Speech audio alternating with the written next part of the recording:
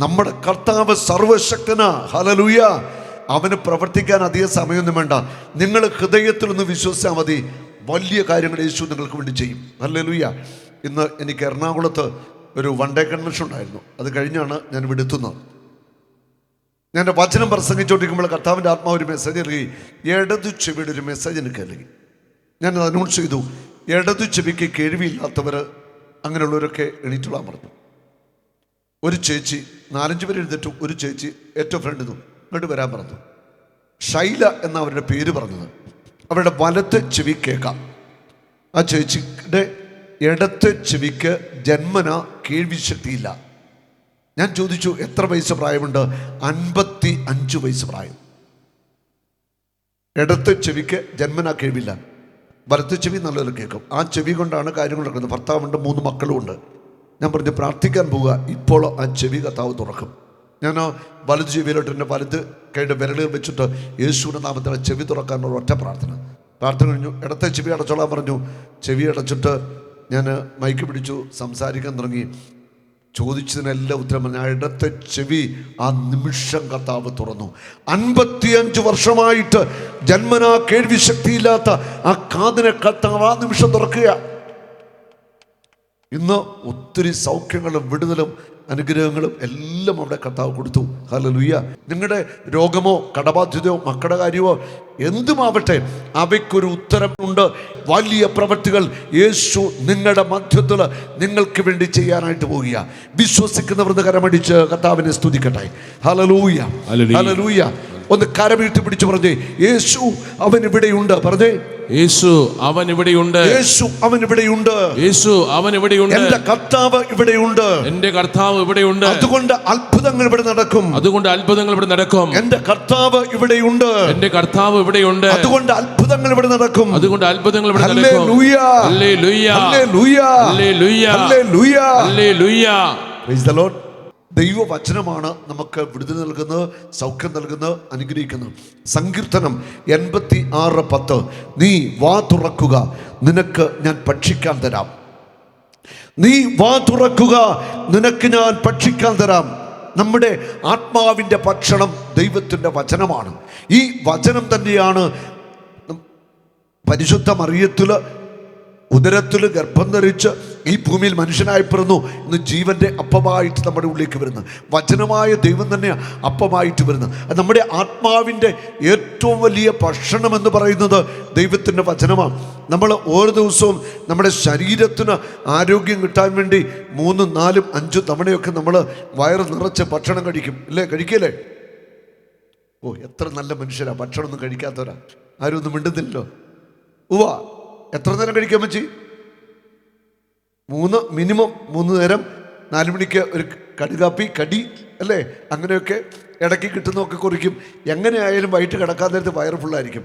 വയറ് ഫുള്ളായിട്ട് വൈകിട്ട് കിടന്നാൽ ഉറക്കവും വരത്തില്ല. സത്യമല്ലേ? സമ്മതിക്കുന്നുണ്ട്. അതുകൊണ്ട് വൈകിട്ട് ഒരു സമയം കഴിഞ്ഞുള്ള ഭക്ഷണം നമ്മളെ രോഗിയാക്കി തീർക്കുന്നതാണ് വൈദ്യശാസ്ത്രം പറയുന്നത്. അത് സത്യമാണ്. നമ്മൾ വായിക്കുന്നു ജെറമിയ പ്രവാചകന്റെ പുസ്തകത്തിൽ 15-ാമത്തെ അധ്യായത്തിൽ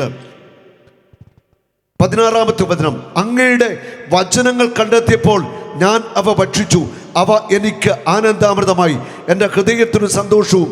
എന്തെന്നാൽ സൈന്യങ്ങളുടെ ദൈവമായ കർത്താവേ, ഞാൻ അങ്ങയുടെ നാമമാണല്ലോ വഹിക്കുന്നത്. അങ്ങയുടെ വചനങ്ങൾ കണ്ടെത്തിയപ്പോൾ ഞാൻ അവ ഭക്ഷിച്ചു, അവ എനിക്ക് ആനന്ദാമൃതമായി, എൻ്റെ ഹൃദയത്തിന് സന്തോഷവും. ഹല്ലേലൂയ. വചനം നമ്മൾ നിരന്തരമായിട്ട് ഭക്ഷിക്കണം എന്ന് പറഞ്ഞാൽ എല്ലാ ദിവസവും ദൈവത്തിൻ്റെ വചനം വായിക്കണം, വചനം പഠിക്കണം, വചനം ധ്യാനിക്കണം, വചനത്തിൽ ജീവിക്കണം. എസെക്കിയേൽ 3-ാം അധ്യായത്തിൻ്റെ 1, 2, 3 വചനങ്ങൾ, അവൻ എന്നോട് പറഞ്ഞു, മനുഷ്യപുത്ര, നീ കാണുന്ന ഈ ചുരുൾ ഭക്ഷിക്കുക, എന്നിട്ട് പോയി ഇസ്രായേൽ ഭവനത്തോട് സംസാരിക്കുക.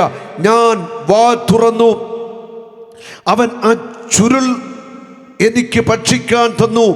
അവൻ പറഞ്ഞു, മനുഷ്യപുത്ര, ഞാൻ തരുന്ന ഈ ചുരുൾ ഭക്ഷിച്ച് വയറ് നിറയ്ക്കുക. ഞാനത് ഭക്ഷിച്ചു, എൻ്റെ വായിൽ അത് തേൻ പോലെ മധുരിച്ചു. ഞാനത് ഭക്ഷിച്ചു, എൻ്റെ വായിൽ അത് തേൻ പോലെ മധുരിച്ചു. ദൈവജനമേ, ദൈവത്തിൻ്റെ വചനം അനുദിനം നമ്മൾ വായിക്കണം, വചനം പഠിക്കണം, വചനം ഭക്ഷിക്കണം, വചനം ധ്യാനിക്കണം. അതിലൂടെയാണ് നമ്മൾ ശക്തരായിട്ട് മാറുന്നത്. നമ്മുടെ ജീവിതത്തിൻ്റെ അടിസ്ഥാനം ദൈവത്തിൻ്റെ വചനമായിട്ട് മാറണം. അവരാണ് ശക്തരായ ആത്മീയ മനുഷ്യരായിട്ട് മാറുന്നത്. ഹല്ലേലൂയ. കരമടിച്ചു കർത്താവിനെ ഒന്ന് സ്തുതിക്കട്ടെ. നന്നായിട്ടൊന്ന് കരമടിച്ച് ഉണർവോടെ, ശക്തിയോടെ, അഭിഷേകത്തോടെ ഹല്ലേലൂയ സ്വരമുയർത്തി ഒന്ന് സ്തുതിച്ചേ. ഹല്ലേലൂയ ഹല്ലേലൂയ ഹല്ലേലൂയ. കരം ഉയർത്തി അടിച്ച് സ്തുതിച്ചേ. ഹല്ലേലൂയ ഹല്ലേലൂയ ഹല്ലേലൂയ ഹല്ലേലൂയ ഹല്ലേലൂയ ഹല്ലേലൂയ. വെളിപാട് 10:9 യോഹന്നാൻ ശ്ലീഹായോട് ദൈവത്തിൻ്റെ ദൂതൻ പറയുകയാണ്, ആ നിവൃത്തിയ ചുരുൾ വാങ്ങുക. ഞാൻ ദൂതൻ്റെ അടുത്ത് ചെന്ന് ആ ചെറിയ ചുരുൾ ചോദിച്ചു. അവൻ പറഞ്ഞു, ഇതെടുത്ത് വിഴുങ്ങുക. നിന്റെ ഉദരത്തിൽ ഇത് കയ്പായിരിക്കും, എന്നാൽ വായിൽ തേൻ പോലെ മധുരിക്കും. ഞാൻ ദൂതൻ്റെ കയ്യിൽ നിന്ന് ചുരുൾ വാങ്ങി വിഴുങ്ങി. അത് എൻ്റെ വായിൽ തേൻ പോലെ മധുരിച്ചു, എന്നാൽ വിഴുങ്ങിയപ്പോൾ ഉദരത്തിൽ അത് കയ്പായി മാറി. വീണ്ടും ഞാൻ കേട്ടു, നീ ഇനിയും അനേകം ജനതകളെയും രാജ്യങ്ങളെയും ഭാഷകളെയും രാജാക്കന്മാരെയും കുറിച്ച് പ്രവചിക്കണം. ആ ലാസ്റ്റ് വചനം വെളിപാട് 10:11. വീണ്ടും ഞാൻ കേട്ടു, നീ ഇനിയും അനേകം ജനതകളെയും രാജ്യങ്ങളെയും ഭാഷകളെയും രാജാക്കന്മാരെയും കുറിച്ച് പ്രവചിക്കണം. നിനക്ക് പ്രവചിക്കാനുള്ള കൃപ ലഭിക്കണമെങ്കിൽ, അഭിഷേകം ലഭിക്കണമെങ്കിൽ ദൈവത്തിൻ്റെ വചനം ആവോളം നീ ഭക്ഷിക്കണം. നിന്റെ മനസ്സിലും ബുദ്ധിയിലും ആത്മാവിലും ചിന്തയിലും നിന്നിൽ വചനം നിറയണം. കരമടിച്ച് കർത്താവിനെ സ്തുതിക്കട്ടെ. ഹല്ലേലൂയ. ദൈവത്തിൻ്റെ വചനത്തോടുള്ള ഒരു തീഷ്ണത, ഒരു ദാഹം നമ്മുടെ ഉള്ളിലുണ്ടാവണം. അതുപോലെ നമ്മുടെ കുഞ്ഞുങ്ങളെ ദൈവത്തിൻ്റെ വചനം പഠിപ്പിക്കണം. ഹല്ലേലൂയ. ഒരിക്കൽ കൂടി ഞാൻ ഓർപ്പിക്കുകയാണ്, എല്ലാ ദിവസവും എത്ര മണിക്കൂർ വചനം വായിക്കാമോ അത്ര മണിക്കൂർ വചനം വായിക്കാമെന്ന് ഞാൻ പറയുന്നത്. എത്ര സമയം വായിക്കാമോ? ഒരു കാര്യം ഞാൻ പറയാം, എളുപ്പമല്ല.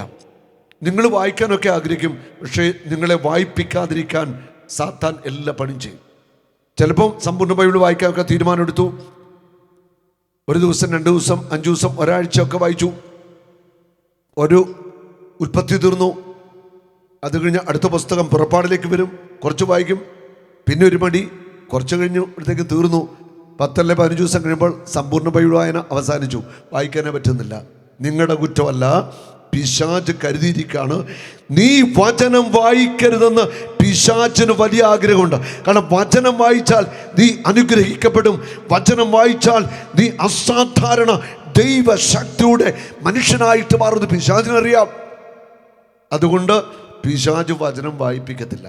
ഇതൊരു 100% സത്യമായിട്ടുള്ള കാര്യമാണ്. Hallelujah, hallelujah. അതുകൊണ്ട് വചനം നമ്മൾ വാശി പിടിച്ച് വായിക്കണം. ഇത് നിങ്ങളുടെ മാത്രം അനുഭവമല്ല.